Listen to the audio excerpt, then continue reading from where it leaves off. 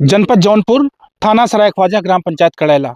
उम्र 70 वर्ष, नाम मखनचू, काम सुखाई का यानी ओझा थे, तांत्रिक थे। और यही वो मंदिर है, यही वो कुटिया है जहां मखनचू रहा करते थे। और यही एकादशी की रात को 10 बजे के बाद उनकी निर्मम हत्या कर दी जाती है। 70 साल के उस व्यक्ति को जो खुद कब्र में पर लटकाए पड़ा हो, जिसके खुद मरने के दिन है, उसे बेरहमी से बदमाशों ने क्यों मारी गोली। यहाँ खोखा भी मिलता है, कारतूस भी मिलता है। गांव के लोग हैं, उनकी छोटी बहू भी है। इसके पहले आपने उनका बयान भी सुना होगा। एक मुकदमा चल रहा है, जमीनी विवाद एक बताया जाता है, पट्टे का विवाद है। 16-17 वादी विवादी उसमें है।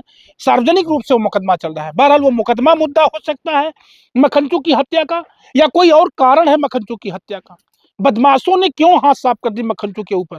वो खुद मरने वाले थे, उनको लकवा मारा हुआ था। परिवार के लोगों ने पिछली वीडियो में आपने सुना होगा, बयान दिया था। वो जगह, वो मंदिर, वो घटना स्थल हम आपको दिखाना चाहते हैं, जिस घटना स्थल पर मखनचू सोखा की हत्या करी गई। क्यों मारी गई, कारण स्पष्ट नहीं हो पा रहा है। किसने मारा है, ये भी स्पष्ट नहीं हो पा रहा है। रास्ता यहाँ तो कोई आ ही नहीं सकता है, लेकिन 3 लोग मुंह बात करके आते हैं। जैसा दादी ने बताया, मुंह बधे 3 लोग आते हैं और मखनचू को गोली मार करके चले जाते हैं। कितना दुखद है, कितनी भयावह स्थिति है, कैसा मंजर है जनपद जौनपुर का या उत्तर प्रदेश का। जीरो टॉलरेंस पर काम करने वाली सरकार को पुनः एक बड़ा चैलेंज छोड़ जाते हैं बदमाश। क्या कुछ करेगा प्रशासन। बहरहाल जांच पड़ताल करके कार्रवाई की जा रही है, लेकिन फिर भी मैं चाहता हूं जनता के बयान से आपको जोड़ दूं, उस घटना स्थल से जोड़ दूं। यही वो मंदिर है, जिस मंदिर का शिलान्यास करके, जिस मंदिर की स्थापना करके, अभी इसमें मूर्ति स्थापना करनी बाकी थी। मखनचू की अंतिम इच्छा थी कि इसमें हम जिसकी जो मेरी आराध्य है, उनकी मूर्ति स्थापित करके मैं उनका पुजारी हूं, उनको स्थापित करूंगा। इस बल्ब को निकाला जाता है, अंधेरा किया जाता है। यही वो जगह है, मैं सबसे पहले दिखाने की कोशिश करूंगा। ये कुटिया देख करके मुझे सोचना पड़ रहा है कि इस कुटिया में निवास करने वाला वो 70 साल का भगत किसी की हत्या का शिकार हो जाएगा, कोई उसकी निर्ममता से हत्या करेगा। कितने सोचने का विषय है। आप देख सकते हैं, साड़ियों से बधी हुई ये मच्छरदानी है, ये चारपाई है। एक दादी यहाँ सोती हैं, एक यहाँ खटोला है, जिस खटोले पर वो भगत सोते हैं, यानी वहां उनकी पत्नी सोती हैं और बगल में भगत सोते हैं। यहाँ से 100 मीटर दूरी पर घर है, जहां से पोतियां बेटे खाना ला करके यहीं दे जाते हैं। भगत उठ के जा नहीं पाते हैं। यहाँ सोने का कारण कि टट्टी पेशाब के लिए उन्हें सुविधा रहती है, खेत है बगल में, वो आराम से आसानी से निपट लेते हैं। ये मामला है। और यही झाड़ फूक का काम भी करते हैं। लोग दिखाना होता तो यहीं आते थे उनको दिखाने के लिए। यही कारतूस गिरा था जब उनकी हत्या हुई, तो लोग बताए, जो पुलिस लेकर के गई है, यही कारतूस गिरे थे 2। एकादशी का दिन है, धड़ाधड़ पटाखे छूट रहे हैं, उसी में मखनचू की हत्या भी हो रही है। लोगों को पता ही नहीं चल पा रहा है कि किसने गोली मार दी। बहरहाल एक बड़ा चैलेंज है पुलिस के सामने। एक बड़ी घटना है जनपद जौनपुर की। 70 साल के ऐसे बुजुर्ग व्यक्ति को मार देना, ऐसे बुजुर्ग व्यक्ति की निर्मम हत्या करना, कहीं ना कहीं से अपराधियों के मनबढ़ता का मात्र एक उदाहरण है। अपराधी मनबढ़ है, अपराधी बिल्कुल बेलगाम चल रहे हैं। ये चैलेंज पुनः से प्रशासन के सामने है। जो प्रशासन के लोगों ने बयान दिया है वो ये है कि 4 टीम गठित करके एसपी साहब के सानिध्य में हत्यारों की तलाश कर रही है। बहुत जल्दी से हत्यारोपी सामने लाए जाएंगे और हत्या के कारणों का खुलासा भी किया जाएगा। बहरहाल लेकिन फिर भी मैं चाहूंगा, उनकी बहू है विनोद की पत्नी, उनके 2 बेटे हैं, विनोद और सुरेश। विनोद सुमित्रा देवी उनका नाम नहीं, मैं पति उनके 2 बेटे हैं, विनोद और सुरेश। सुरेश कहीं बाहर रहता है, विनोद घर पे रहते हैं। आइए इधर आइए, ये विनोद की पत्नी है। विनोद इनके पति हैं। इनके पास भी 2 बच्चे हैं। दद्दा झाड़ फूक करते थे। 2 बेटियां हैं, सिर्फ बेटे नहीं आपके पास, 2 बेटियां हैं, ये हैं। और विनोद दादा की ओझैती के सहारे, और विनोद अपनी मेहनत मजदूरी से परिवार चलाते थे। क्या कुछ मंजर रहा। कब जानकारी मिलल कि बाबा की गोली लग गई। मतलब कि उनको गोली लगी ना, तो वो जोर से चिल्लाए, तब मतलब कि वो मेरे पति लौट यहाँ आए दौड़ के। तब फिर बाद में, तब तक तो जो मारने वाले थे सब भाग गए थे। तब हम लोग इधर उधर खोजने लगे तो वो थे ही नहीं। बाबा ने क्या बताया, कितने लोग थे गोली मारने वाले। मतलब कि बाबू बताए रहे कि 3 आदमी थे और मुंह बांधे हुए थे। 3 आदमी थे, मुंह बांधे हुए थे। जब विनोद आए, सबसे पहले विनोद पूछे थे बाबा के पास। हाँ, बाबा के पास विनोद हाँ पहुंचे थे? उन्हीं पहुंचे रहे। अच्छा, तो विनोद ने क्या देखा? बाबा को जैसे पहले से तो लकवा था, हाँ तो हाँ। गोली लगी थी, ये विनोद ने पहले देखा कि पहले नहीं देखा वो हम लोगों को बाद में पता चला था। कि गोली लग गई? पहले तो हम लोग मतलब कि इधर-उधर ढूँढे-ढूँढे भी कहाँ गए, सब कहाँ गए, जब वो उनको मतलब कि गश्ती टाइप आने लगी, हुँ, तब फिर मतलब कि उन कहें कि भाई पंखा चलाओ, बेना चलाओ, गर्मी हो रही है, तो फिर बाद में जो स्वेटर पहने थे और जो ओढ़े पहने थे सब निकाला गया, तब पता चला कि उनको गोली लगी। किसने मारा? कुछ नहीं शंका? ये नहीं बता सकते किसने मारा, सब नकाब-पोश रहे हैं। हाँ, आपको किसी के ऊपर कोई शक? शक हम किसको बताएँ, हमारा तो ये खाली पट्टा वाला झगड़ा है, ये चल रहा है। पट्टे का विवाद चल रहा है बस, हाँ, पट्टे का विवाद चल रहा है। बाकी और किसी से कोई वाद नहीं कोई और झगड़ा नहीं किसी था। नहीं और किसी अच्छा, बाबा ओझाई भी करते थे, ये बात आप लोगों ने कहा कि बाबा सोखा थे, ओझा भी थे, झाड़-फूँक करते थे। हाँ, वो झाड़-फूँक करते थे। कहाँ-कहाँ के लोग आते थे? बहुत दूर-दूर से आते थे। दूर-दूर हाँ। से। ऐसा तो नहीं झाड़-फूँक को लेकर के किसी से कोई पैसा-वैसा लिए रहे हों या ऐसा कोई नहीं, मामला नहीं, रहा हो नहीं, कभी? नहीं, वो किसी से कुछ लेते ही नहीं थे। जो मतलब कि जिसका काम पूरा हो जाता था, वो अपने आप अपने खुशी से दे जाते थे। पैसा-वैसा नहीं लेते नहीं, थे कुछ किसी नहीं से? लेते थे, किसी से अच्छा, नहीं। किस टाइप का झाड़-फूँक करते थे बाबा जी? जैसे नज़र, टोना, गाय जिसकी मतलब मतलब कि अच्छा नज़र टोना टाइप हाँ, की वो बस वो है। ओझाई भी करते थे? हाँ, ओझाई कर लेते थे। क हाँ। क्या लगता है बाबा को मारने वाले लोग कहाँ के लोग थे, कौन थे? ऐसा कुछ कभी दिमाग में चल रहा है कुछ कि नहीं चल रहा है? नहीं साहब ये नहीं बता सकते कैसे थे, कहाँ के थे, ये हाँ। नहीं बता सकते। अच्छा पुलिस जब सूचना मिलती है, पुलिस आती है, तो पुलिस वालों ने क्या किया?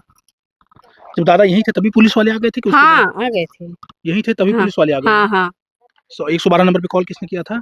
परमवीर शक्ति ने। अच्छा प्रवीण शक्ति ने फ़ोन किया था। हाँ। अच्छा प्रवीण कहाँ है? प्रवीण है? बुलाओ बेटा बुला लाओ। मैं प्रवीण शक्ति से भी आपकी बात करवाऊँगा, प्रवीण शक्ति को भी दिखाऊँगा जिसने 112 नंबर पर सूचना दी थी। जब पुलिस वाले आते हैं तो फिर दादा को ले जाते हैं यहाँ से?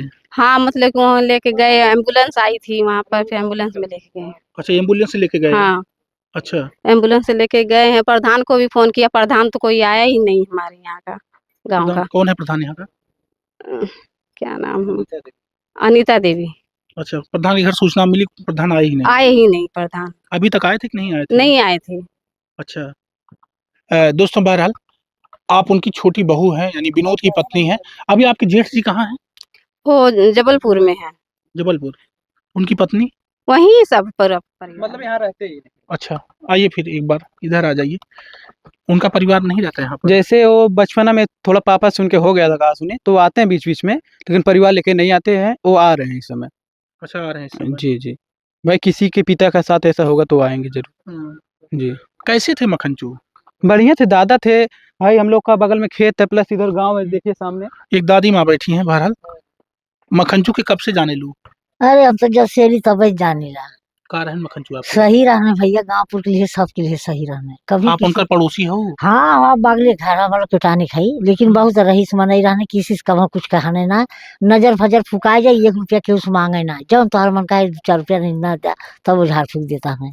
हुँ। हाँ उन कहू के अंदर उनके ना आके उसे खपत फरहाल की झगड़ा का लगत हो दादी ऐसे ऐसे हुई जमाना जुग जमाना में का ऐसे करी हुई भैया बताओ, ऐसे मनई के मनई मारना कैसे मनई रही। हाँ न डोली कहाँ सुती बताओ कैसे हुई। कितना दुखद बा बताओ पुलिस वाले का करी हैं कैसे का पुलिस हुई का करिए के सरकार का करी, जब मरे मरे के मार के खाई जाई तब बतावा कैसे मनई रही, कैसे डोली कैसे हिली, हम लोग के बाल बच्चा हुए, हम लोग के वहाँ कहाँ रही है कहाँ सुती आई, ऐसे मनी घटना करी।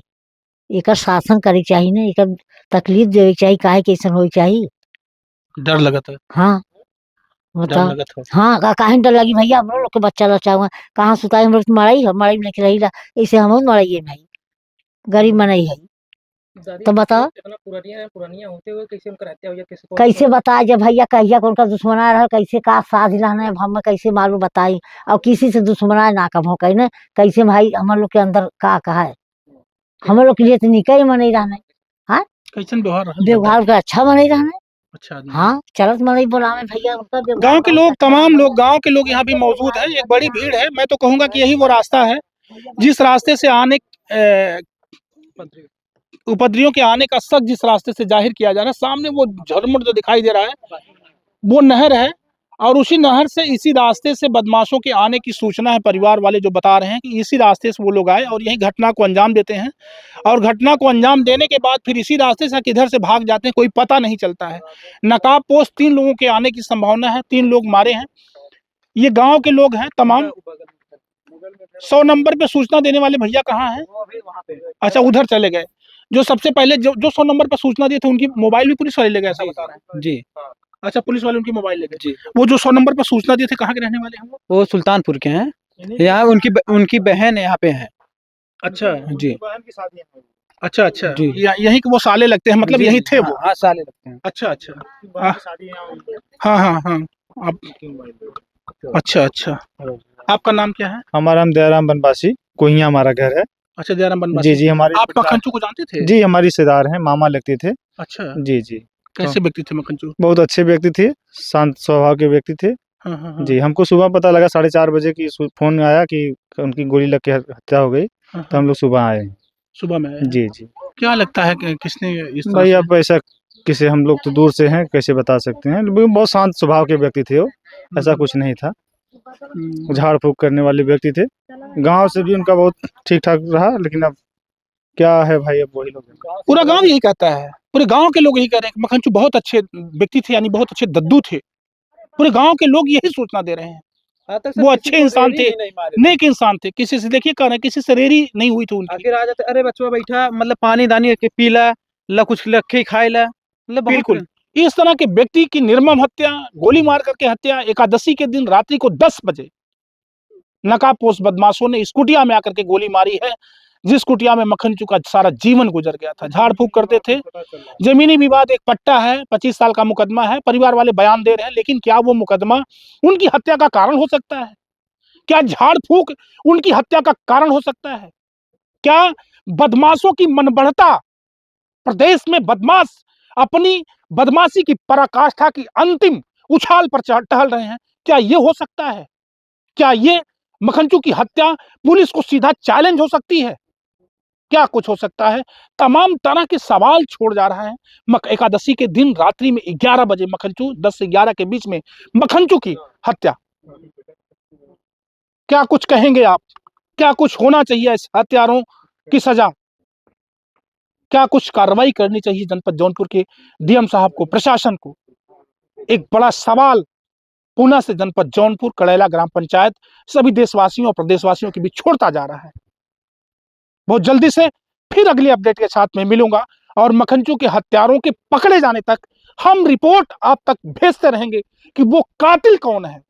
क्या प्रशासन उस कातिल को पकड़ लेने में कामयाब हुई? क्या प्रशासन ने सही तरीके से सही मुजरिम तक अपने हाथ को पहुंचा लिया? ये खबर हम अपडेट करते जाएंगे, और इसकी वजह क्या हो सकती है ये भी आपको बताएंगे।